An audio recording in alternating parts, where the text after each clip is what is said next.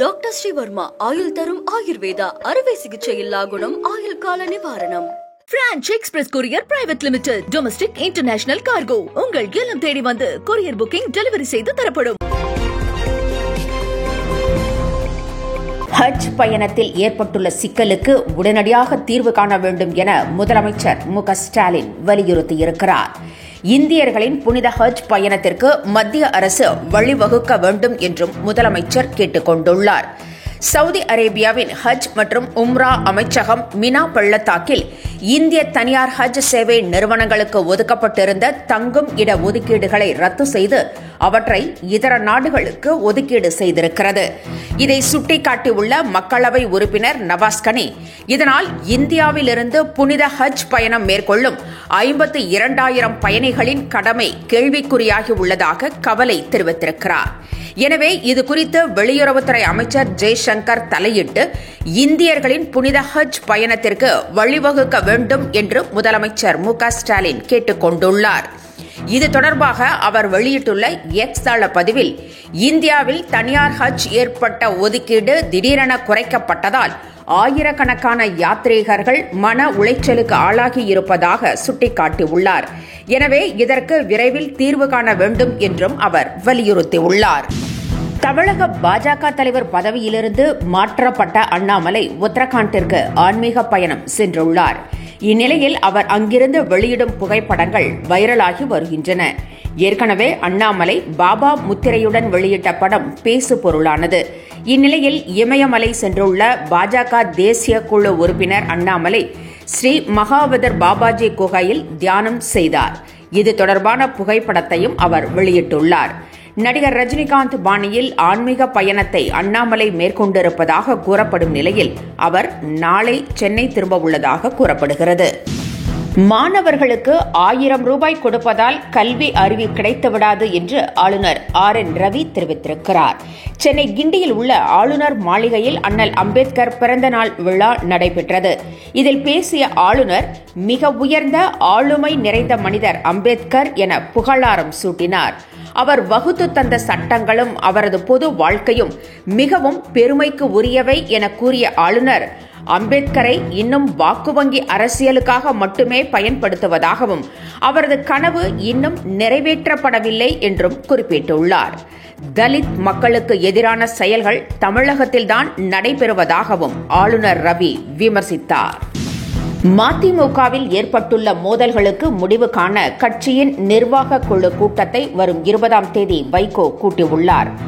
மதிமுகவில் கட்சி நிர்வாகிகளை நியமிப்பதில் உரசல் ஏற்பட்டதாக கூறப்படுகிறது.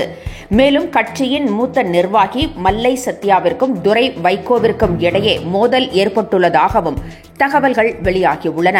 இதற்கு தீர்வு காண மதிமுகவின் நிர்வாக குழு கூட்டத்தை வரும் 20ஆம் தேதி வைகோ கூட்டியுள்ளார்.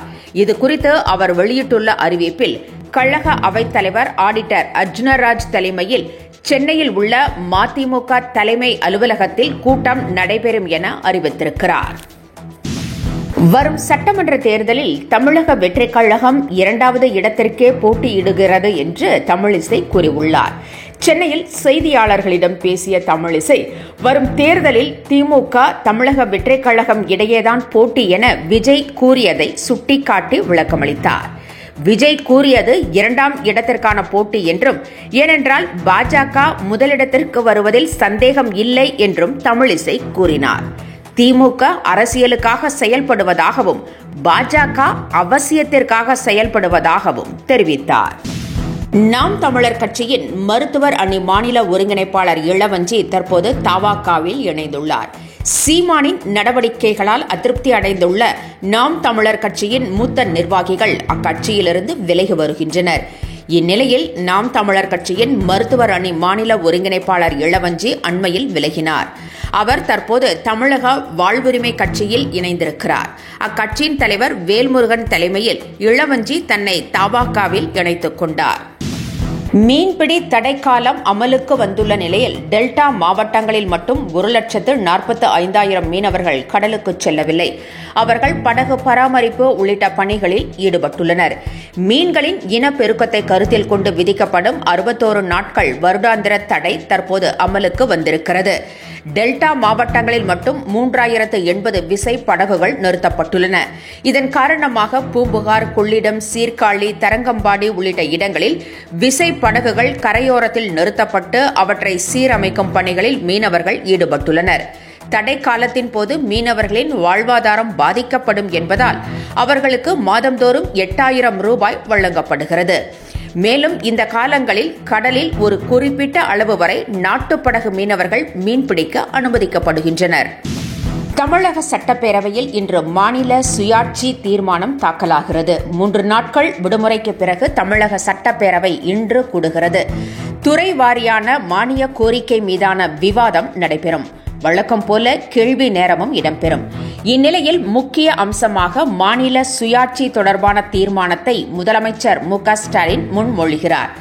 இந்த தீர்மானம் மாநிலங்களுக்கு அதிகாரம் வழங்க வலியுறுத்தும் தீர்மானம். நீட், மொழி திணிப்பு உள்ளிட்ட பல்வேறு விவகாரங்களில் தமிழகத்திற்கு பாஜக அநீதி இழைத்து வருவதாக முதலமைச்சர் மு.க.ஸ்டாலின் தொடர்ந்து குற்றம் சாட்டி வருகிறார். எனவே மாநிலங்களுக்கு அதிகாரம் வழங்கச் செய்யும் தீர்மானம் இன்று சட்டப்பேரவையில் கொண்டுவரப்பட உள்ளது. சனாதனத்திற்கு பிராண்ட் அம்பாசிடராக பேசிக் கொண்டிருக்கும் ஆளுநர் சனாதனத்தை எதிர்த்த அம்பேத்கரை புகழ்வது பொருத்தமாகவா இருக்கிறது என அமைச்சர் கோவி செழியன் கேள்வி எழுப்பியுள்ளார்.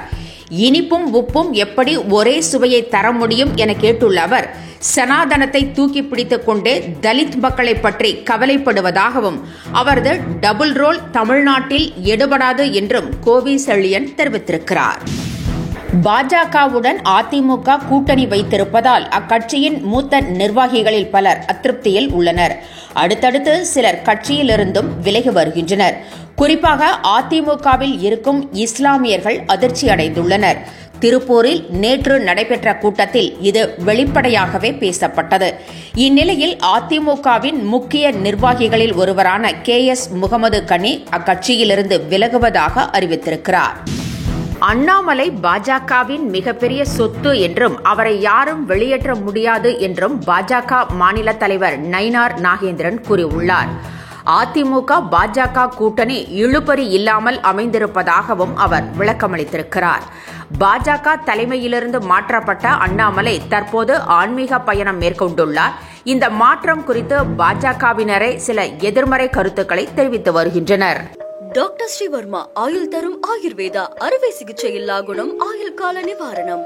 Branch express courier private limited domestic international cargo உங்கள் இல்லம் தேடி வந்து கொரியர் புக்கிங் டெலிவரி செய்து தரப்படும். என்றும் உங்களுடன் மை இந்தியா. முக்கிய செய்திகளை உடனுக்குடன் தெரிந்து கொள்ள சப்ஸ்கிரைப் பண்ணுங்க, பெல் பட்டனை பிரஸ் பண்ணுங்க. என்றும் உங்களுடன் மை இந்தியா.